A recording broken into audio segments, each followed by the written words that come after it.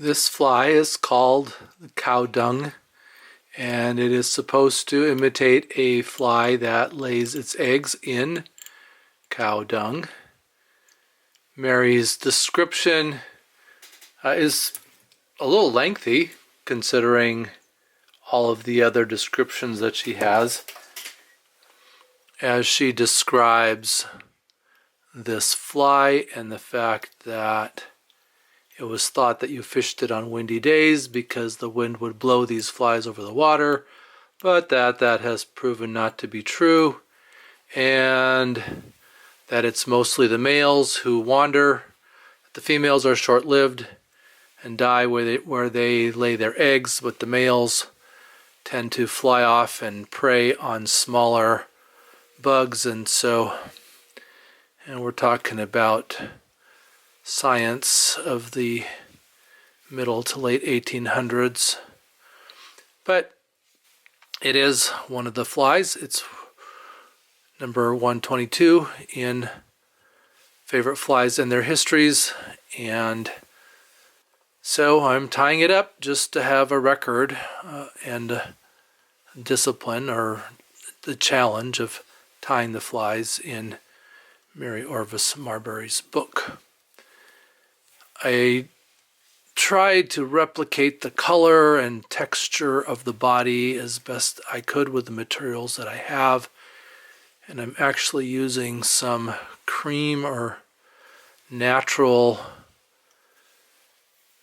floss. I have 3 strands of 200 denier floss, and I'm just wrapping that. I actually had to color it with a permanent marker to try to get a color closer to the one on Mary's fly and in the illustration that I'm using to tie this fly.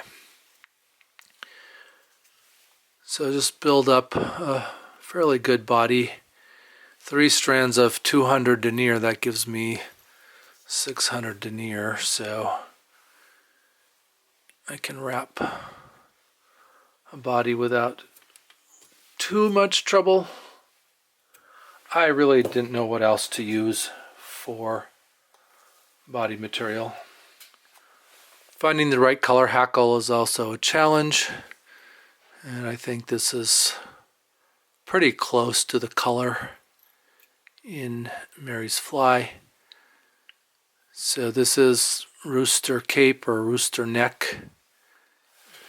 I'll grab that hackle with my hackle pliers, and then hackle wrap it, and this is pretty fine hackle, so I can put quite a few wraps on it to try to replicate the look in Mary's fly. I'll wrap up over that tip. I've standardized from how I was taught to do 3 wraps over and 2 or 3 wraps under, but I am pulling back on all those hackle barbs, or as many of them as I can grab, and then try not to let them come up over the top of the hook shank as I wrap over them, and wrap back to get them to kind of lay back more in the style of the flies of the 1800s, before we were really creating what today we know as a dry fly. Those didn't really come into the scene until really the 1920s or 30s. Got that one out in front that I caught. I'll nip that out now. The other something I don't have for whatever reason, just haven't had a need for it, I guess, is a brown quill. So I am using wild turkey tail to get the brown wings, and trusting that that's going to be close. It's a little bit more variegated than the wing in Mary's fly, either both the fly and the illustration.